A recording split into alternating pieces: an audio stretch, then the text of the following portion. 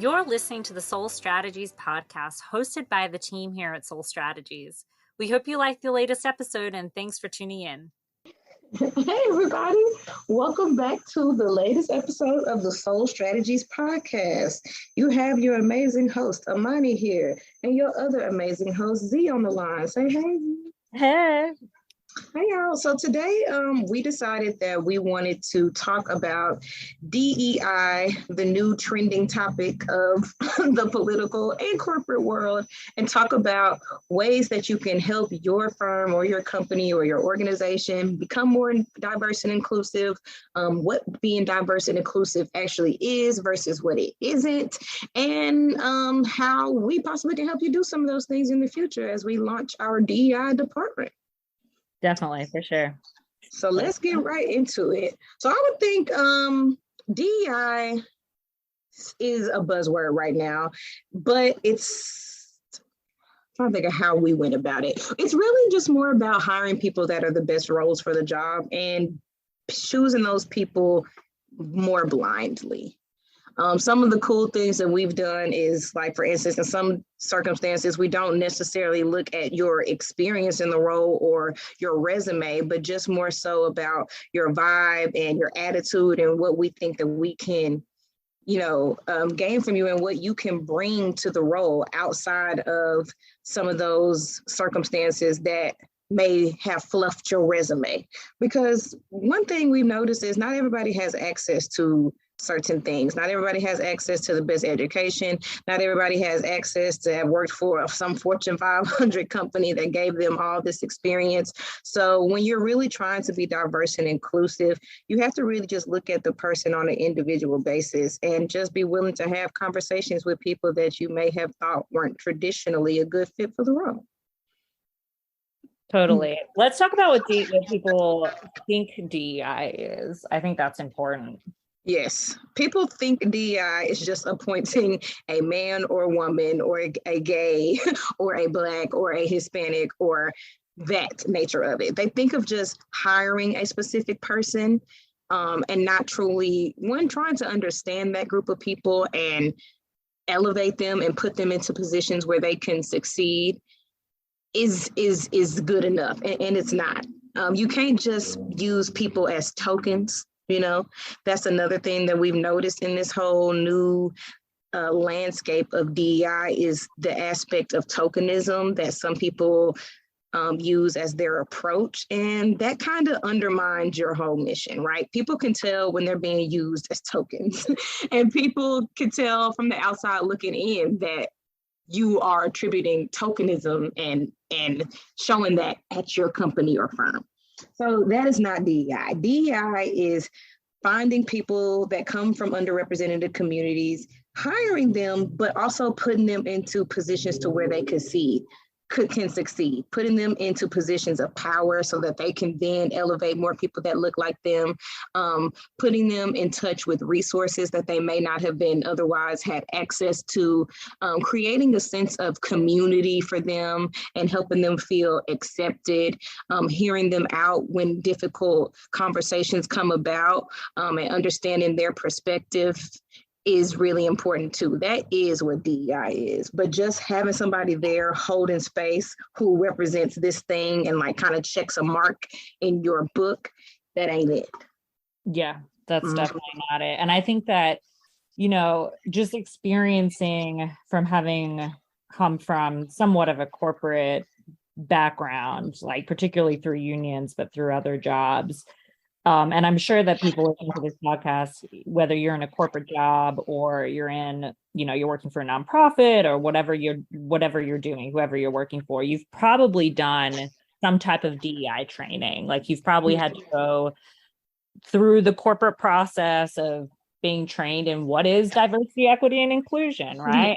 Like it's usually a 2-day, sometimes 3-day seminar on, what is racism and what should you be doing? And usually if you're in a management role, that DEI work is separated from like the bargaining unit if you have a union or from just your regular employees if you're not unionized. But typically speaking, like that content is usually pretty generic. going through again, like what is racism, what does sexism in the workplace look like? But typically, like what we found just as business owners in the past 2 years is, sexism and racism in the workplace isn't always on the nose, and it's not always the way that these seminars want to portray it to be. Sometimes it's complicated. Sometimes like it happens to people that you wouldn't expect necessarily. And so having like good internal processes for being able to handle when incidents come up, but not just when incidents come up, but also preventing those things from happening is usually stuff that's not talked about in the DEI process, when really that should be all that's talked about in the DEI process. Exactly. Preach, sister. Yes, it's very important to have a way to approach these situations and have the proper tools to do it so that, the message isn't lost or you don't worsen the situation. And that just comes from coming from a place of understanding. A lot of the things that happen in the workplace that are perceived as racist or sexist come from a lot of biases that people don't even realize that they have. So instead of addressing like the hard thing, you can't call a woman a hoe, okay? You can't call a black person the N-word. Like, instead of us just saying blatant things like that we all know, it's more of the little sneaky, more stealthy things in the workplace that people should be aware of and know how to handle. Hey, you're listening to the SoleStrategies podcast. Take a moment to listen to some of our esteemed champions and their takeaways from the program. It was very important for me to manage time, and the program again helped with the discipline of time and helping with the management of time, so that you can actually structure yourself to do that what you desire for your races. For more information, head over to SoleStrategies.com now. There are microaggressions that happen all up and down from every identifier. They have microaggressions that they deal with. So just being able to recognize those microaggressions and being able to check the biases of people that you work with and check your own biases as well, as business owners whenever y'all are doing this training, and just be aware and be willing to be educated and be open to discovering more. Definitely. Yeah. And a lot of people will also tell us that, I have a remote workplace, like more than 50% of workplaces now in the United States are remote, right? Why does this shouldn't matter for me because I'm in a remote workplace? Like, that's so far from the truth. It's not, right? Like, having a remote workplace does not mean that you are exempt from DEI work. Having a remote workplace doesn't mean that racist incidents don't occur. It doesn't mean that microaggressions don't occur. In fact, sometimes like being remote can make these situations even worse because a lot of our communication is via email, a lot of it's via text, and a lot of times like things get lost in communication, or sometimes people read things a certain way that they shouldn't be read, or that the person didn't intend for the microaggression to come across. So really, if you're in a remote workplace, you have to do even more work to ensure that you are practicing DEI in a fluid way. Like, this isn't just something that you can do a 2-day course and DEI certified and we can all move on, because Bob in electronics is still harassing, the female interns, right? Like, and it's behind your back. So you need to really be even more aware, because, if you were in a workplace, Bob from electronics might be a little less, wanting to take that risk because there's somebody watching over that person, right? So it's definitely something to keep in mind. Well, not just keep in mind, but actively pursue, because, if you want to have a successful business, and really what this comes down to is your bottom line. Do you want to make money as a business owner? Do you want to have a place, like, if that's all you care about, which is, there should be more than you care about than just making money. But let's just say that that's all you care about as a business owner, right? You want to help your bottom line. Well, your bottom line is not going to, it's not going to help your bottom line if you have unhappy employees, if you have practices of racism and sexism occurring in your workplace, you're just simply not going to get more money because your employees are not going to be motivated to make you more money. So really, if that's all you out, this should be the first thing on your list. Absolutely. Absolutely. Yes.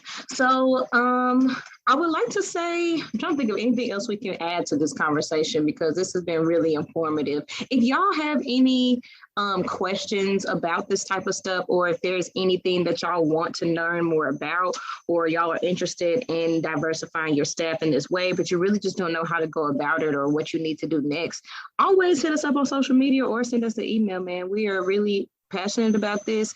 It's something that we have been able to do here at Sole, is put a lot of gay people, Black and brown people, people with different backgrounds into positions here where they've been able to thrive and build teams of their own. And that's something that's really important to us. And it's been amazing for us to be able to do that for people and experience that type of culture. So if y'all want to figure out ways to do that for your own firms, or even on your own campaigns, if you believe that that type of representation is important to you, shoot us an email at info@sole.strategies.com or hit us up on social media, and we will set up a free call to where we can dig into this stuff and talk all about it. Definitely, for sure. And, you know, Amani had mentioned some of the stuff that we have done to diversify our workplace. And I think, you know, we're happy to share some of those things with you, especially as the podcast continues and we do more episodes around what diversity, equity, and inclusion is and how we implement it, and how we've seen folks that we've worked with implement it as well. But she had mentioned that we really don't look at resumes for most of our positions, unless it's a technical position where, you know, you need technical experience. But 99% of our positions, that's not the case. And when we first started, we just sort of did what everybody else did. We had a list of 10 questions, submitted a resume, usually on Indeed or somewhere else, and then you know, that was sort of it. And what we started to find was that we had a lot of folks that were white. We had a lot of folks that were male. We had a lot of folks that were highly educated in a lot of Ivy Leagues and places like that. And that was all very well and good. But what we also noticed was that these positions weren't being filled by people that we thought were diverse. And let me explain again, like, what diversity is, because I think that we forget about this as well. Yes. Diversity is not just race. Like, that is really important to understand. Like, just because you hire a Black person does not mean that you are diverse, that you are practicing diversity, equity, and inclusion, like I was alluding to earlier, right? What it actually means is that there is diversity in multiple things. Where did this person grow up? Did they grow up in a poor neighborhood, or did they grow up in a wealthy neighborhood? What type of school did this person go to? Is this person an immigrant? Do they speak another language? Was English their first language? Like, that's something that we think about a lot, because a lot of folks apply to jobs where Spanish might have been their first language, or Chinese, or whatever, right? And you know, that doesn't mean that somebody should be not included throughout the interview process just because English isn't their first language. There's a lot of different points that we take into consideration when we're looking at the DEI process, and it's not just race and it's not just sex. It's, you know, a lot of it is economic opportunity. Yeah, so that's something we care about a lot, especially because economic opportunity is something just like race and sex. Like, you can't choose where you're born and what family you're born into and where you're born and how much money you have. Like, those things are not a choice. So that's something that we take in very seriously. So when we go through the interview process, again, we don't usually ask for a resume. But that doesn't mean that we are just accepting of anybody. That means that it's actually even harder to get through the interview process with us, because you can't lean on your Ivy League education. Like, you can't lean on the fact that you grew up going to Europe in the summer, like, and so you could speak 7 languages because your parents were able to do that for you. You can't lean on any of those things. The only thing that you can do is answer the questions to the best of your ability. And what the questions that we're asking, and I guess close your ears if you're going to apply with us, but I think that this but we really focus on problem solving skills. Are you the type of person that we can put into a position, and if you don't know something, you're going to take it upon yourself to learn it? Or are you just, if something difficult comes up, are you just going to quit? Right. What type of person are you, right? Like, are you the type of person that finishes things, or are you the type of person that just, again, anything comes up and you're just sort of out because it got sort of hard, and you don't want to keep going on it. Like, those are the things that we're really looking for, because those are the people that are successful in the role, regardless of their sex, regardless of their race, regardless of their economic opportunity.